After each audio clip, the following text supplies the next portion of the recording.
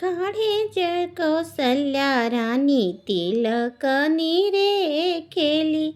ई तिलक राम जोगे नाही जी। काढ़े कौशल्या रानी तिलकनी रे खेली। ई तिलक राम जोगे नाही जी। रोज रोज बाबू के तिलक ना चढ़ी जी। जुटल बा कुल परिवार जी। जुटल बा कुल समाज जी।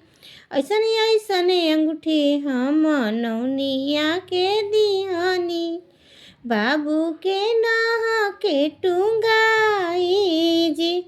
ऐसन ऐसन बर्तन हम नरसवन के दिहनी। बाबू के गोद के खेलाई जी। ऐसन ऐसन चैन हम चमरा के दिहानी। बाबू के डागर बजाई जी। खड़ी जशु कौशल्या रानी तिलकनी रे खेली। ई तिलक राम जोगे नाही जी।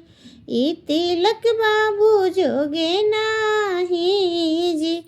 रोज रोज बाबू के तिलक ना चढ़ी।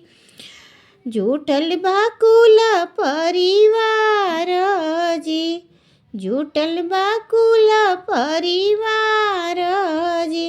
ऐसन ऐसन सूट हम चमरा के दिहानी। ऐसन ऐसन सूट हम नौआ के दिहानी।